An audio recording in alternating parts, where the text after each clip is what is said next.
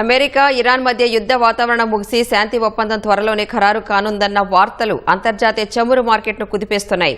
America అధ్యక్షుడు Donald Trump ఇరాన్పై సైనిక దాడుల ప్రతిపాదనలను రద్దు చేసుకుని ఇరు దేశాల మధ్య సయోధ్యక మార్గం సుగమం చేయడంతో క్రూడ్ ఆయిల్ ధరలు ఇప్పటికే వేగంగా పతనమవుతున్నాయి.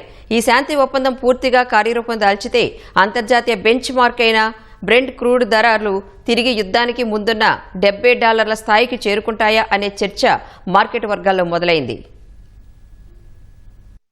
ఫిబ్రవరిలో యుద్ధం ప్రారంభమైన తర్వాత ప్రపంచంలోనే అత్యంత కీలకమైన చమురు రవాణా మార్గం హర్ముజ్ జలసంధి మూతపడడంతో ఏప్రిల్ నాటికి బ్రెంట్ క్రూడ్ ధర ఏకంగా బ్యారెల్కు $140 మార్కును దాటేసింది. ఇది గత దశాబ్ద కాలంలోనే అత్యధికం. అయితే జూన్ 11న ట్రంప్ అధికారికంగా ప్రకటించిన శాంతి సంకేతాలతో ఒక్కరోజే చమురు ధరలు 4% పైగా పడిపోయాయి. ప్రస్తుతం బ్రెంట్ క్రూడ్ ధర $90 దిగువకు చేరింది. గరిష్ట స్థాయిల నుంచి ధరలు దాదాపు 37% మేర తగ్గడం గమనార్హం.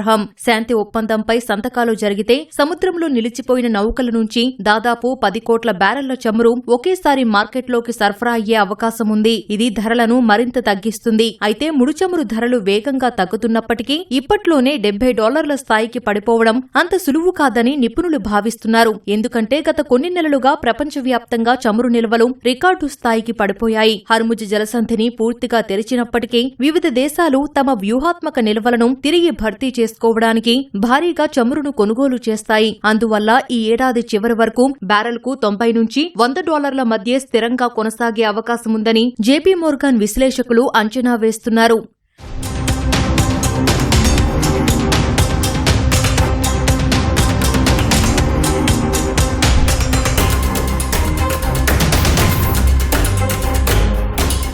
అంతర్జాతీయంగా క్రూడ్ ఆయిల్ ధరలు $90 దిగువకు పడిపోవడం భారత్కు పెద్ద ఊరటనిచ్చే అంశం. భారత్ తన అవసరాలకు అవసరమైన చమురులో 80% పైగా దిగుమతి చేసుకుంటుంది. చమురు ధరలు తగ్గడంతో భారత రూపాయి విలువ బలపడటమే కాకుండా దేశీయ స్టాక్ మార్కెట్లు భారీ లాభాలతో ముగిశాయి. ధరలు మరింత తగ్గితే దేశంలో ద్రవ్యోల్బణం, ఇంధన ధరల భారం తగ్గుతుంది.